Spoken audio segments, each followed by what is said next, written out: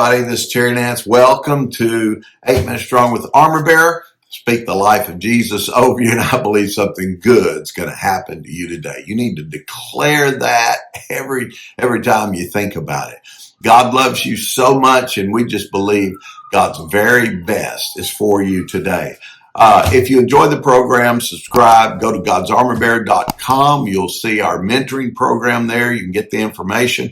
Also, if you're interested in having an Armor Bearer conference in your area, be sure and email me. I'll get a hold of you and we can make some arrangements. All right, let me talk to you. And I'm going to read through this. I want to show you what happened. Jonathan and his armor bearer. The armor bearer said, do what is in your heart. The man or woman of God is going to speak faith. There's a test. You're either going to run or you're going to stand with them in faith, trusting. And not only that, you're going to have to put your hand to it. Because when the vision comes out of the man or woman of God, that vision's got to have some legs.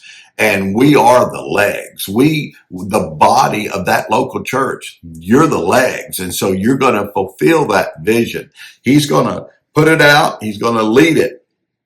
We got to follow with him, right beside him, doing our part. So his armor bearer said, do all that's in your heart. Go, I'm with you, heart and soul. They were going to fight 20 Philistines. And Jonathan said, very well, let's cross over to these men, and we will show ourselves to them. So, in other words, Jonathan, that young man was bold. He said, we're going to reveal. We're not going to hide and run at them. We're going to come. They're going to see us. And if they say to us, wait until we come to you, then we will stand still in our place and not go up to them. But if they say, come up to us, then we will go up, for the Lord has delivered them into our hand. This will be a sign to us. So both of them showed themselves, the garrison of the Philistines. And the Philistines said, look, Hebrews are coming out of their holes where they are hidden. Then the men of the garrison called out to Jonathan and his armor bearer and said, come up to us, and we'll show you something. Now, I want you to know, evidently, the Philistines had the high ground. Now, when you got the high ground, you are far better off because, the people coming up, they've got to ride up. You can sling down, you can shoot arrows down. So the high ground's the best place to be. But I want to tell you this, faith will take the high ground from the low ground. Faith sees into the victory, no matter what the circumstances are. Jonathan said to his armor bearer, come up after me, for God has delivered them into our hands. Man, they said exactly what Jonathan said. If they say to us, come up here to us, that's it. We're going. So, Jonathan, his armor bearer started climbing that hill, and those guys waited. There was 20 of them, 10 against one. Each of them, they're probably thinking, we're going to kill these guys. Next thing you know, listen to this, and Jonathan climbed up on his hands and knees. Did you hear that?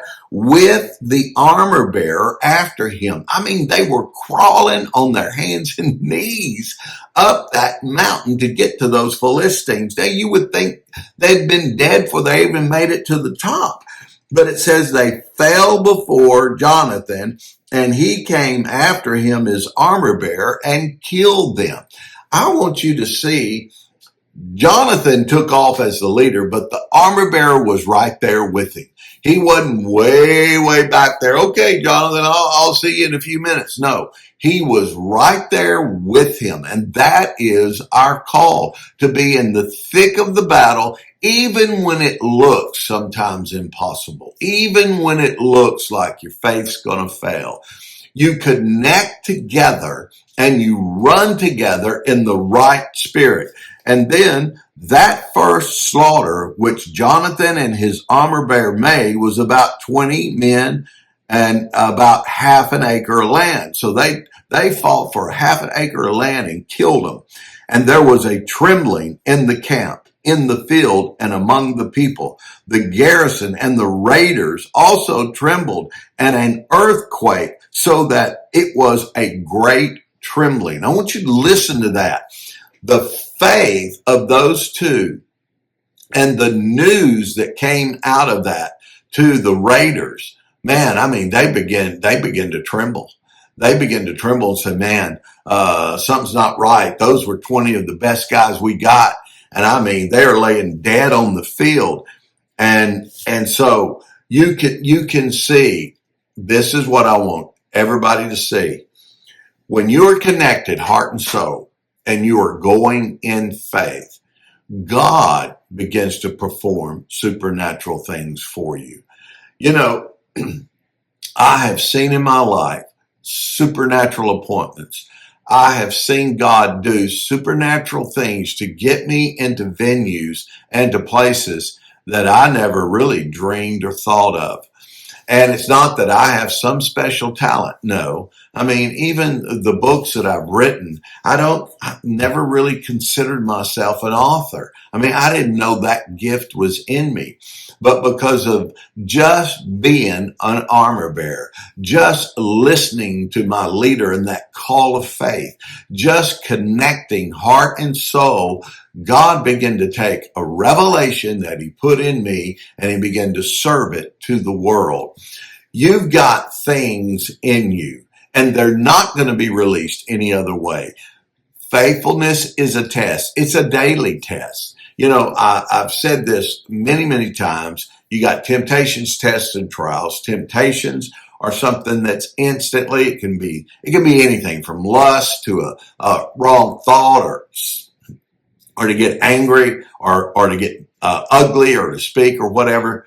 That's a temptation. But a test has to do with your character. And the test to this armor bearer was that I'm going to follow him into what he said, into almost an impossibility. And I am crawling on my hands and knees to fight an enemy that's standing up. And yet God brought them an incredible victory. There is the spirit of faith that is being loosed on leadership today. Get ready, armor bearers. Take on the spirit of the armor bearer. Hold up your leaders and move with them in faith.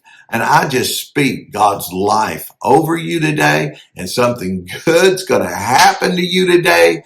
Be encouraged in the Lord. Do something for your pastor. I mean that. I mean, everyone who's watching, just do something. Send a note and say, love you and appreciate you. You do that, you encourage them and stand with them in the vision of the house. God bless you.